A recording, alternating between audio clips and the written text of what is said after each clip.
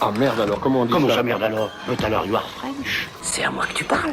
Alors à qui est-ce que tu parles? T'en vois un autre que moi ici?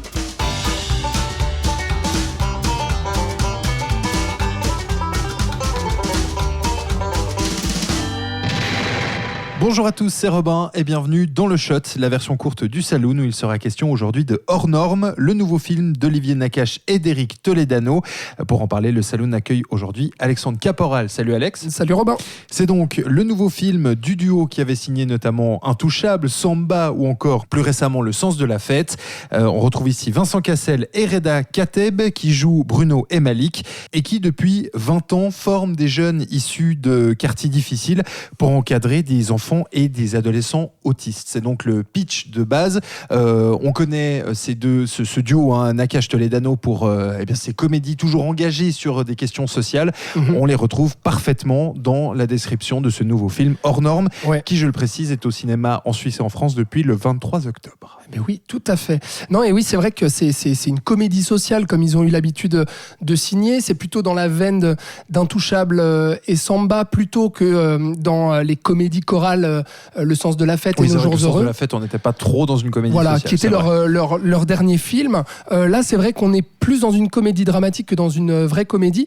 Et c'est vrai que les apparences sont un peu trompeuses sur ce film, puisque quand on voit l'affiche, on voit Vincent Cassel et Reda Kateb, on se dit, bon, qu'est-ce qu'ils font ? Ils nous refont Intouchable, deux amis, etc., qui vivent ensemble, un blanc, un beurre, comment ça va se passer, etc. Et puis, quand le film démarre aussi, on se demande où on est, et puis là c'est toute la force, je trouve, de ce duo-là et de leur mise en scène et de la mise en place aussi de leur contexte et de leur film.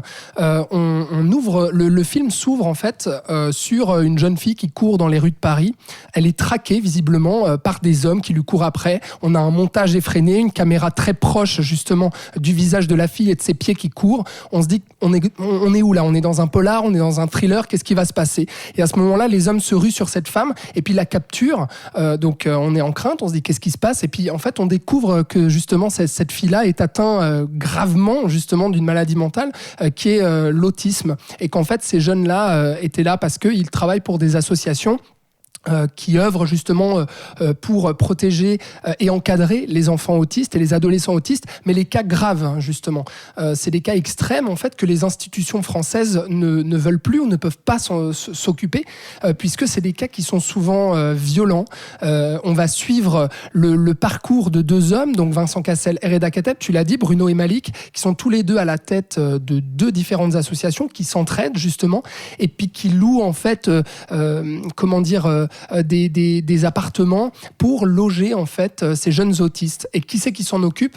C'est des jeunes de quartiers populaires défavorisés, donc des jeunes de banlieue qui s'occupent d'eux. Que Bruno et Malik justement forment également au sein de leurs associations. Tout à fait. Ils les forment, ils les suivent, et donc là, on est à fond dans cette comédie sociale, à la fois des deux côtés, c'est-à-dire qu'il y a une force d'intégration ou de réintégration de ces jeunes défavorisés, et puis une manière aussi de s'occuper de ces autistes. Et puis leur regard est vraiment très très juste, je trouve, puisque les cas violents, ils les montrent vraiment. Il y a un enfant qui porte un casque aussi, puisqu'il fait que de se taper la tête contre les murs. Et puis ça, c'est des choses justement où ils n'ont pas peur, et puis ils ne sont pas pudiques là-dessus, Toledano et Nakache. Et puis vraiment, ils vont montrer cette réalité qu'ils ont vécue d'ailleurs pendant 2 ans, puisqu'ils se sont vraiment intégrés à ces milieux associatifs. Ils ont suivi ces personnes-là, puisque c'est tiré d'une histoire vraie, en fait, ce film-là. Les deux hommes joués par Vincent Cassel et Reda Kateb ont en fait existé.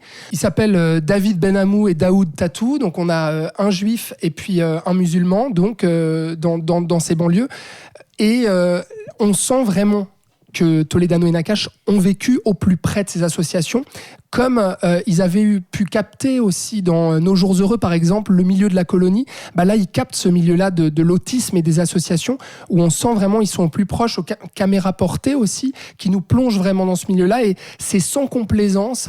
Il n'y a pas ce côté bisounours ou opportuniste aussi qui pourrait être là. Pas trop dans le pathos ou dans le tir à l'arme ou comme ça. Alors un tout petit peu sur la deuxième partie du film, mais ça fait partie de mes réserves et j'y reviendrai après.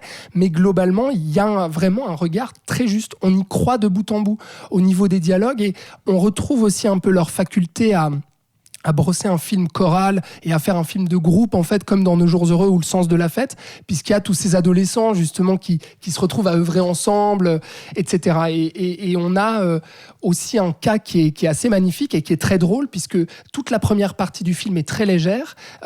Là, on retrouve aussi le duo d'Intouchables, clairement. C'est-à-dire que avec des problèmes assez graves, on va arriver à avoir un ton un peu léger et un regard assez drôle aussi, à en rire aussi de ces problèmes-là. Et rire notamment d'un problème d'un gars qui s'appelle Joseph et qui est suivi en fait par le personnage de Vincent Cassel depuis des années. On sent que c'est ça, en fait, c'est cette relation avec cet autiste, Joseph, qui a poussé Vincent Cassel à s'engager comme ça dans l'association. Il va essayer de l'intégrer dans la société et de lui faire obtenir un boulot. Et le problème, c'est que Joseph, il peut pas indépendamment se rendre à son boulot autrement qu'à pied, puisque quand il prend le métro, en fait, il va tout le temps sonner la sonnette d'alarme. Et il se fait arrêter par les sécurités, il se fait arrêter par les flics, et donc à chaque fois, Vincent Cassel doit aller le chercher. Donc tu as toutes ces situations-là qui sont très drôles. Tu as des situations aussi très touchantes, puisqu'on va suivre le parcours d'un jeune de banlieue, justement, qui débute dans cette association en tant qu'encadrant, qui est dans l'association de Malik, donc Reda Kateb, et puis qui va se lier d'amitié avec cet autiste dont je parlais tout à l'heure, avec le casque, qui est très violent.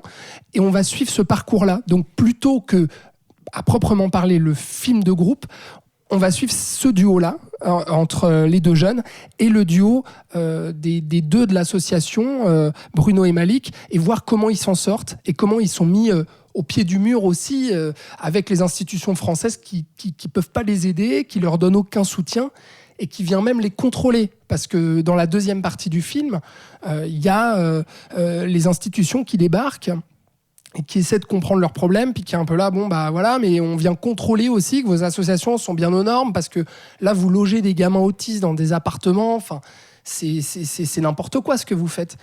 Et tout le film est vraiment très très bien construit là-dessus, très émouvant aussi. Donc pour moi c'est une très belle réussite vraiment de ce duo-là, qui a des choses à raconter, des choses très justes qui leur sont propres, et qui arrive à capter vraiment cette réalité. Est-ce qu'il n'y a pas un petit peu trop dans le film? Parce que là, de t'entendre parler, il y a beaucoup de portes qui sont ouvertes. Il y a les jeunes défavorisés, les jeunes atteints de ces maladies, et également ces contrôles. Est-ce que finalement, il n'y a pas trop de tableaux sur lesquels le film joue?